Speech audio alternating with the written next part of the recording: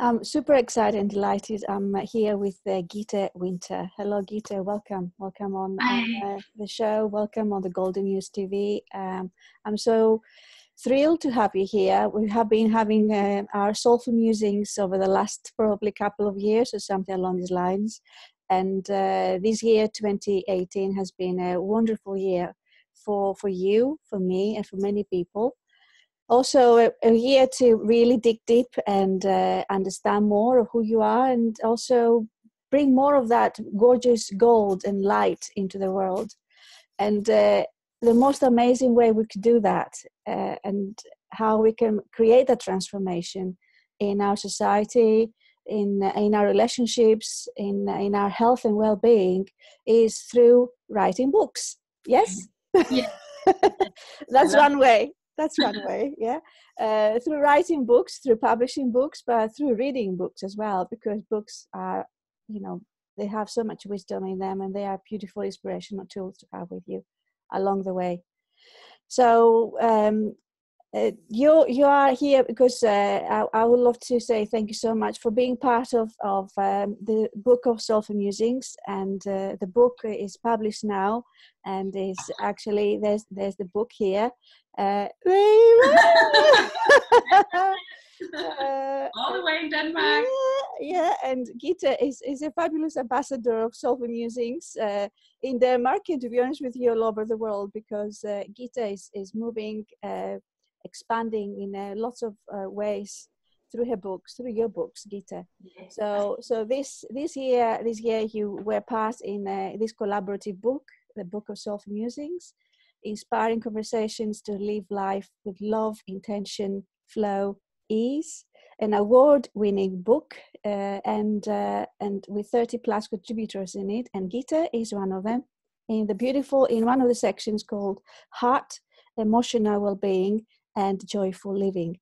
So Gitte, I will ask you a little bit about how you see your contribution in the book, but also how the book is very much in alignment with what you're doing with your vision.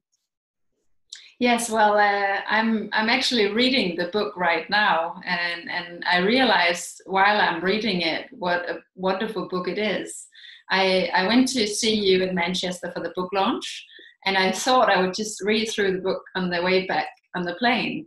And I brought it to my seat and I started reading, and I read a lot of books really fast, but this one was just so different. So it made me completely pause and realize I'm not like running through this book. This one is a book full of so much wisdom and so beautiful pictures and images and poetry, and you just gotta read it in bits and bits. So now it's sitting next to my bed, and I read a chapter before I sleep. And what I love about the book is that it's divided in all these 5 parts, where I'm working a lot with the heart, but the body and the mind and community and all the other parts are also so important. And I really want to congratulate you on making such a profound book. And I hope for the readers to just go along with it chapter by chapter and learn, because there's so much wisdom inside. So it just makes me humble to be part of the project. And thank you for making such a wonderful book. Well, thank you. Thank you for bringing your energy in the book. Thank you for your contribution, for your encouragement and support throughout, because writing a book of that kind of depth, if you like, the wisdom as you described it, it required for me to dig deep and connect with all the people involved in the book, but also connecting with other people we would like to touch, and make, the impact in your lives in whatever way that will actually you will feel needed at whatever stage you may be. This book, as you said, Gitte, is not just to read you through in 2 days and say, okay, I read it, I leave it back on the bookshelf. It's a book that you can just take something in, reflect on it, see how you could actually bring that guidance, these tools, this inspiration into your everyday life. And if you're not somebody who likes to read from A to Z, you can just set an intention at some, at the beginning of the day or before going to bed, because you like to just reflect on your day and be grateful for what happened during the day, and ask some guidance, ask some support, and then open the book, and then the page you land on is something that you can give you some inspiration. And I guess you may have done this with other books, but that's the kind of book. It's a coffee table type of book, but also it's a book that has got so much to take away, to absorb, and bring it into your everyday life. I believe I love practicality. I love things to be ease, and to bring them into your everyday life, because I know there's so much going on in our lives these days. And I love to book to also to inspire you to carry on reading it. And that's why, one of the reasons why I was really passionate and determined to publish the book in full color. And it was that was my intention from the beginning. And because color has got so much meaning to my life, and I believe it can bring so much meaning to your lives too. And it's there to intrigue you, to interest you, to fascinate you, to make you feel curious, and also it brings you that wow excitement. The color, it wakes you up. And talking about waking up, we're going to be talking on today's show with Gitte, a wake-up call we have received from various directions, from receiving shocking news from our clients, but also from family members, people that we are really connected with. And this, one of the reasons why I love books and I love education is because we can never stop learning, right, Gitte? We're always learning. And as teachers, as educators, as parents, we may feel, somehow lost or not knowing how. And we realize that when our children actually demonstrate that something is not going in, is not in harmony, is not in flow. So there's some sort of disorder. So the wake-up call I was talking about is actually a number of kids these days. We're talking about young kids, maybe 12-year plus, teenage years. They're actually having disorders called anorexia or bulimia, which is it's like their connection with food and how they actually use food, either because food is nourishment, right? But they don't see it as nourishment. They see it as the other extreme. They see it as punishment. So, Gitte, you have worked with many parents, and you are really dedicated and passionate about working with parents, educators, how to empower and support kids in their growth, in their understanding themselves more. From your perspective, disorders, again, the wake-up call we talked about before, the disorders have been demonstrated in lack of sleep. And that's what you actually, our conversations, our soulful musics in the book is about that area, that sort of shockingly, and unexpectedly, the kids cannot sleep at night. So what is your take on this? What can we do as parents, as teachers, as educators to help kids? Well, the first thing I would like to suggest is to become more conscious of what is going on before we end up with some kind of diagnosis. So what I see in my clinic is that I have different clients who should have come much sooner, but they come when the kid is having a problem sleeping, eating, whatever the problem with an ADHD diagnosis, anxiety. They come because now they see the disharmony in their child. They see that the child is not thriving, and then they come for advice. And it's so much too late. So I want to talk about prevention rather than treatment of all these children. I want to talk about how we as a society have made structures that aren't healthy for our children today, how we live as parents working a lot is not healthy for our children, how the screens have come into our everyday life and stolen away being the time to be present with your child.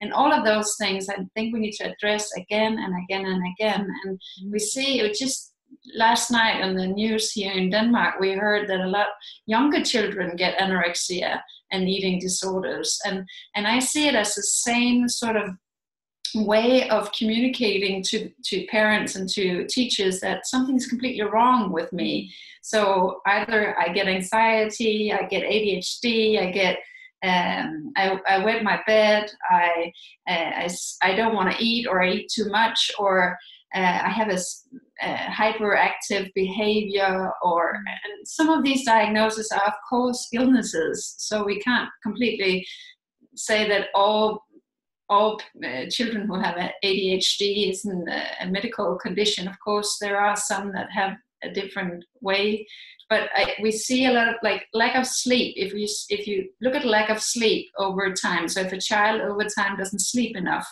it will show the same symptoms as we see in ADHD. Mm-hmm. So there are so many of these diagnoses right now that are frightening, because are we really sure what's wrong with the child? Are we really sure it is a medical condition? I doubt it. And I think by looking at how we treat our children, how the society is spinning way too fast, and how we as parents are running in hamster wheels all the time, there's so much to gain, and our children are really hurting. That's why we see all these shocking statistics. That's what made me go into this field of work as well. Yes, well, coming from my background in teaching young kids, like 12 to 18-year-old, and I guess seeing them developing different behavioral traits and all of that. Back when I was teaching, I hadn't come across anorexia as a big issue, but now it has become more and more, because as we were talking before, Gitte, everywhere, the news and the TV and internet and magazines, everyone is everywhere. They have this kind of impact. So our society is giving these signals of looking slimmer, looking thinner is the accepted thing. If you have extra kilos on you, or you're actually different, so you're less than. Yes. You're not good enough. So you've got to change what you eat and all of that. And I believe that the education with kids needs to start from schooling, from the very young, with the support and hand to hand with the parents. Yes. A parent on its own cannot do it, fully, because kids spend so many hours at school, but also the school need to work with the parents together, and vice versa. So that's it is a I think it's like a pandemic, to be honest with you. And you may say, oh my goodness, you exaggerate. I don't exaggerate, because exactly what you're saying, Gitte, it's not about living it until it becomes too much and really hard to bring back the child from what it was, because once the child has lost a lot of weight or cannot sleep for many months, it's really hard to bring that back. It's not like it's not going to happen. It's not like it is impossible, but it requires more time, more work, and why getting the child at that stage? Why can't we do something to prevent?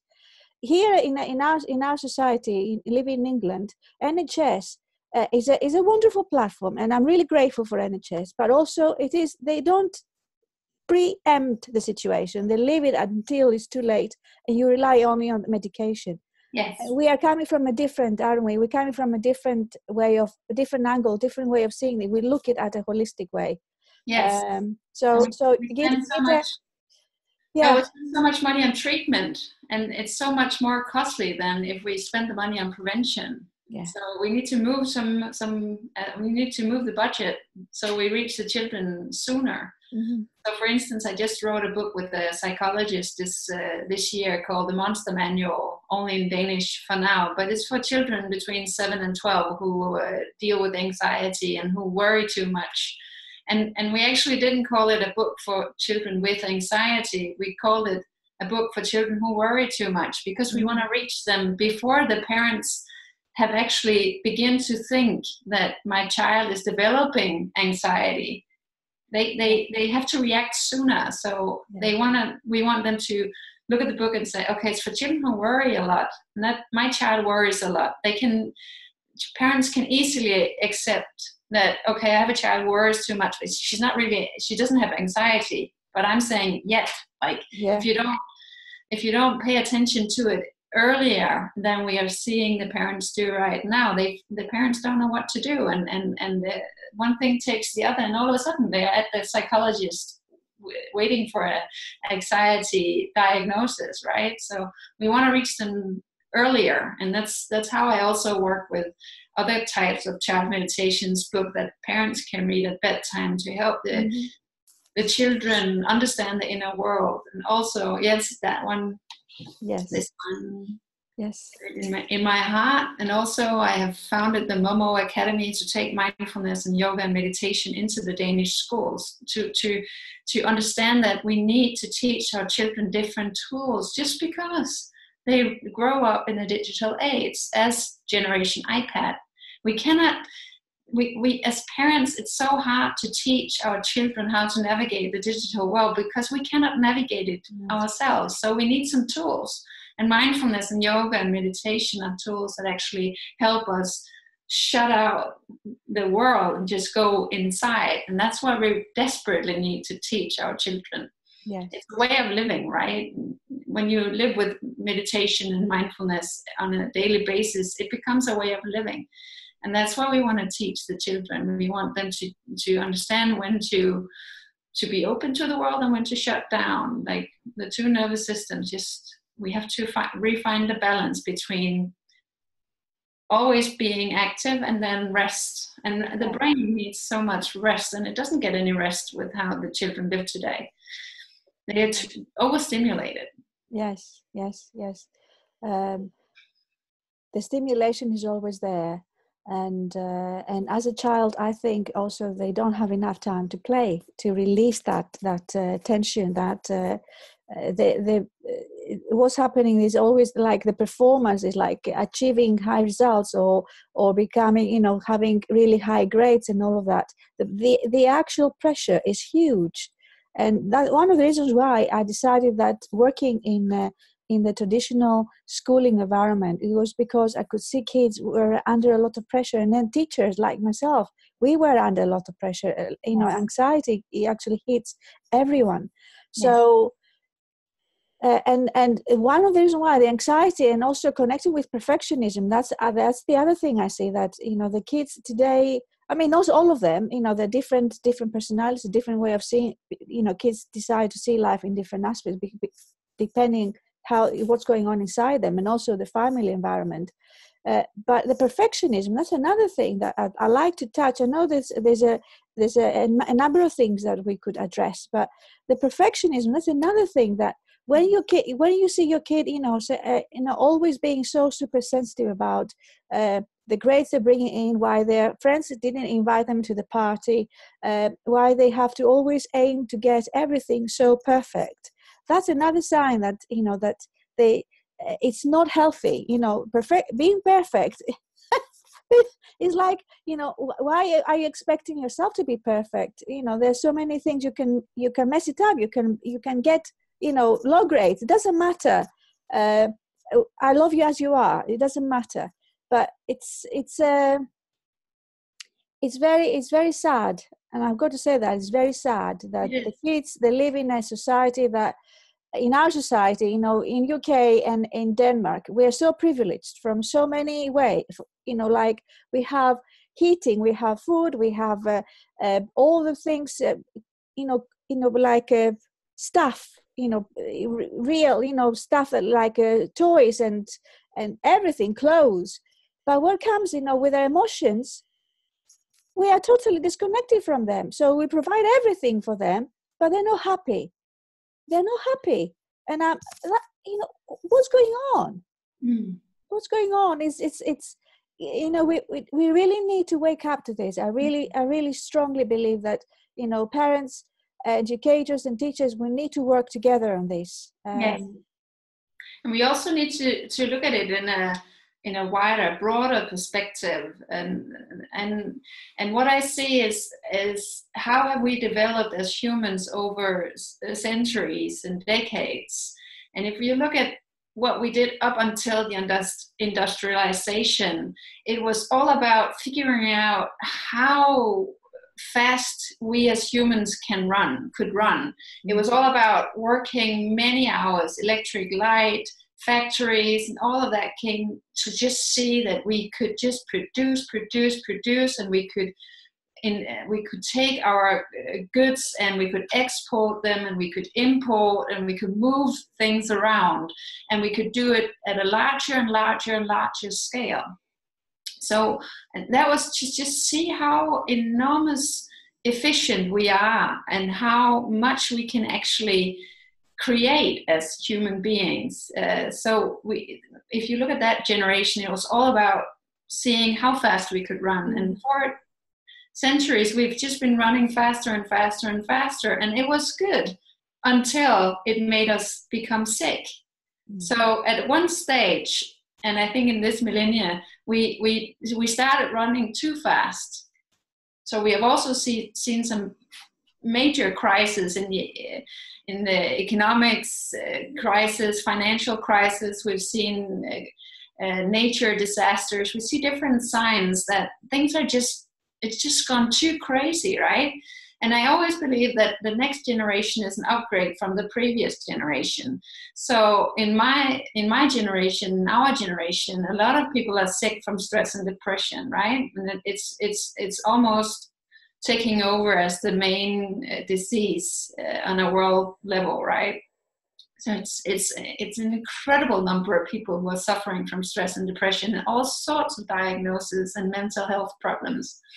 So what is the universe providing us right now? What kind of kids are arriving right now? What are this time?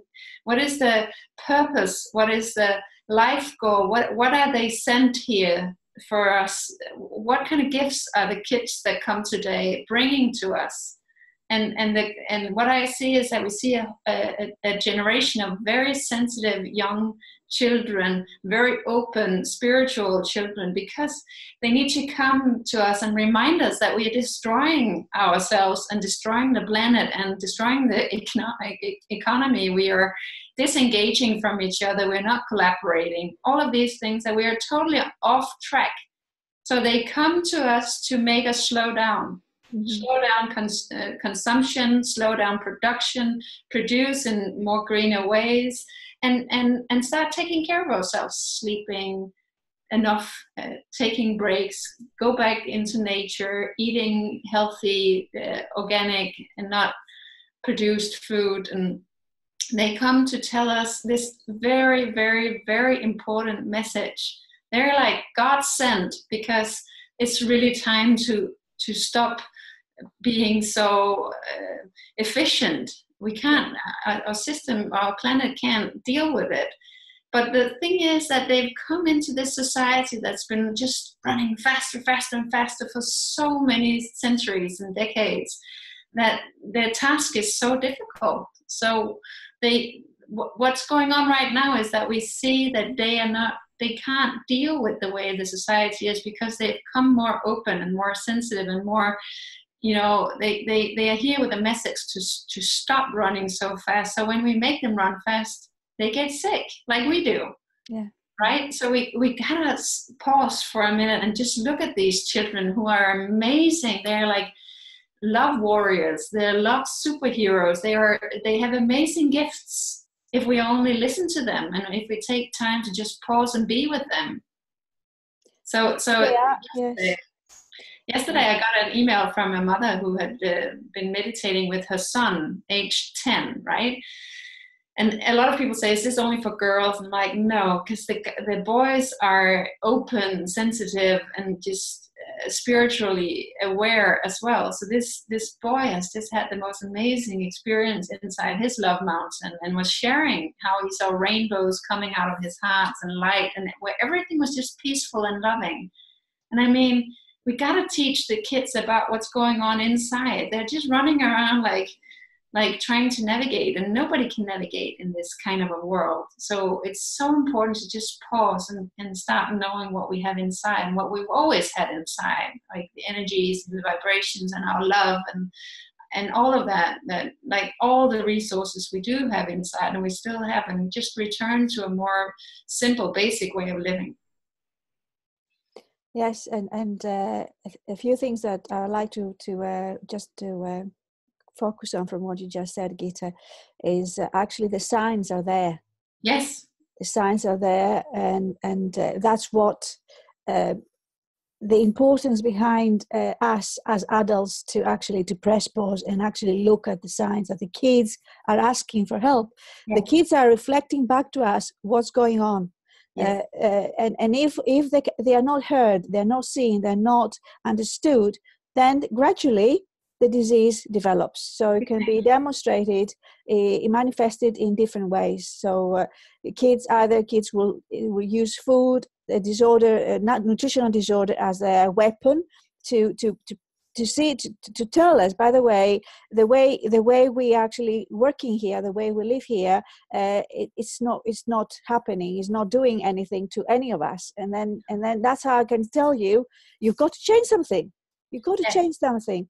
And switched on parents and teachers, actually they can pick up these signs at an earlier stage and start questioning what's going on here. Why my child starts actually questioning what to eat, or not sleeping well, or being anxious about things or stressed about things or whatever. We need to be more conscious, and this is one of the things that the book of Soulful Music is dedicated to that. Really switch on and then really say, instead of thinking about doing things, come and say, how can I be with myself? How can I be with my children? And no expectations, no demands. Let's see what my child needs. What are they trying to tell me here? Because that's what the disease is all about, isn't it?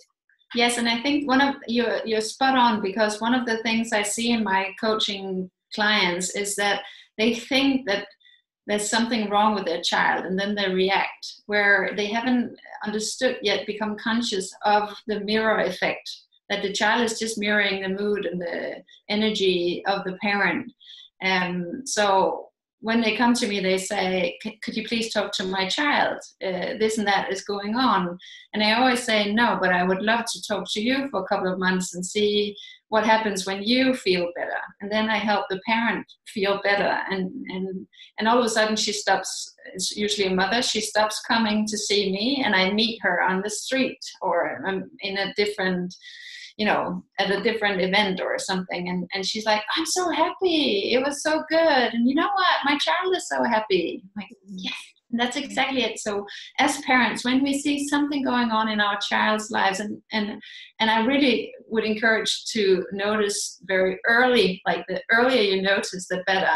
When you see something's going on, it's not sleeping, not eating, wetting his bed, or, behaving actively or something like that, just look at your own life and just see what are you transmitting to your child. So if you're running around and wanting everything to be picture perfect on Instagram, and you want, the house needs to be spick and span, and you need to eat all these healthy things, and you have to exercise, and you have to have a high performing job, but if you're not happy with it, if you're happy with it, go on. As long as you're happy, nothing is wrong, right? But if you're not happy with it, that's what you're mirroring to your child. The energy the child picks up is, mommy is not happy. Mm-hmm. And the child is here to help mommy get happy. That's what the child thinks. That's my assignment, to make my mom feel happy. And if she's not happy, I might begin to think that it has to do with me. Now she's yelling at me and yelling at me and yelling at me. So it might be me that's wrong. Yeah. Mommy's feeling wrong. And all of a sudden she's transmitting onto the child that the child is wrong, and the child begins to feel that I'm just a failure, right? So, and then all these disorders come knocking at the door, and you just pick, do you want anxiety, or do you want, hyperactivity, or do you want an eating disorder, or what fits you, right? And then they get all these diagnosis, and I just you can see I get worked up because it really makes me angry that it's all about the parents, and we just don't get it as a parent generation. So we just need to talk about this a lot. Yes, we do, absolutely, and that's why we're really, really passionate, because we keep learning. We are open, myself, Gitte, and people that are actually there, to educators that they believe in holistic well-being. We keep searching and researching and working and expanding and seeing things from different. And it has taken us a lot of years to get here and realize. I appreciate that wherever you are at this point in time, you may hear some of the things we talked about and feel shocked and feel like, oh my goodness. But also you may feel inspired to say, let me just check it out. Let me just find out more about this. Yes. There may be something I could actually, can help myself first, and then I can help my child too. Because we've got to start from somewhere, right? And it could be reading a book, or it could be booking a session and seeing, having a conversation with Gitte, or with myself, or somebody who you feel inspired to work with. That's the other thing. Yeah, and I want to show the title you gave my chapter in the book. It's called Switch on the Heart Energy, and I think that's what it's all about. So if you sit there and you listen to all of this and you're like, but why, how can I change these things? How can I change my relationship to my child? How can I become more present? What I offer is like a 10-minute session at night with your child, where you tune into child meditation or mindfulness. So for instance, with this book, it doesn't take more than 10 minutes to create a heart-to-heart connection. Mm-hmm. And what I see in many of the clients who are busy and who are living stressful lives, when they do this, and they, like you have written in the chapters, switch on the heart energy, something happens. And time stands still for just those 10 minutes, where you're so connected to your child and the love between you, that you get out of that hamster wheel and you're like, okay, what is this? I feel the magic. I see my child sleeping. That's magical when he or she hasn't been sleeping for months, right? So I see something is different. And then they get curious. They write to me and they're like, my child just totally gets your book. I don't get any of it. My child really gets it. How can I learn more? And it's just baby steps, right? It's baby steps. That's it. Small steps. Yeah. Selling your home or selling your second car. It's not about all of that. It's not about giving up. It's just about creating 10 minutes every day where you're completely present and you switch on the heart energy, right? Yeah, and yes, and bring more color into your life too. That's the other. Be more conscious. Color is there to bring us more back to present. Because when we're connecting with the beautiful green of the grass, or the beautiful colorful bird, or the color of the flowers, you are more back into yourself, back into presence. And that's what we need to do. And meditation for 10 minutes, connection with your child, 10 minutes, or connection with yourself for 10 minutes. It is possible. It is possible. It's just creating that space, that nourishing space for you, but also that will allow you to become more coming from a space of the heart rather from the head. That's the other thing that's, it's something I always talk about, just drop from here down to here, and connect with that more than always thinking and analyzing and being logical about it. When it comes to children, there's nothing logical. You've got to connect. You need to give love, and you need to understand them as they are. Not compare them with what we were, but 30, 40 years ago, but what they are here now, what they're actually facing in the 21st century, what we are providing to them, and what makes them anxious and not really happy with themselves. And there are so many tools out there, but I would urge you, as a wonderful package, we have got the two books together, the Book of Soulful Musings and this wonderful book by Gitte as a package for £20, and this is an amazing Christmas gift to yourself and to your family. So all the information is on my website, chrysulasirigu.com, or the bookofsoulfulmusics.com. And then you can click on book, and then there's the offer there. And then if you want to connect with me or Gitte, I'm sure you could either buy the book from Gitte, the 2 books package from Gitte in Denmark, or we can post it out to you wherever you are in the world. There's always a way, as long as we actually really, really wanting to achieve something. So reach out to us. You're not on your own. That's the other thing I'm going to say. You're not on your own. As parents, you believe that you have to have every single answer, solution to everything, but you cannot provide all of that. You're not specialists in every single area. You need to come and connect with people and ask for advice and guidance, and you could actually feel you have that kind of release of and say, yes, there's another way, and you could get your child be happy and healthy as it deserves to be. Yeah, that's really what I love about your book, Chrysula, is that there are so many. It's like so many entries into living a more healthy and happier life, right? So if you're not into meditation, there is a chapter on diets and how the gut is working, or there are so many different ways to get started on living a more happy and healthy life. And that's what I love about this book, is that there is something in here for everybody. Like wherever you have found a passion to change something in your life, you can find inspiration. So yeah, it's a very important book. Thank you, Gitte. Thank you so much. What we actually share, the soulful musings on this show, I really, really want to touch as many of you, and help and support as many of you, and inspire you to take the path with as much ease and flow as possible for you, your family, your loved ones. Okay, so all our love from me, Chrysula Sirigu, and from Gitte Winter. Yes, thank you.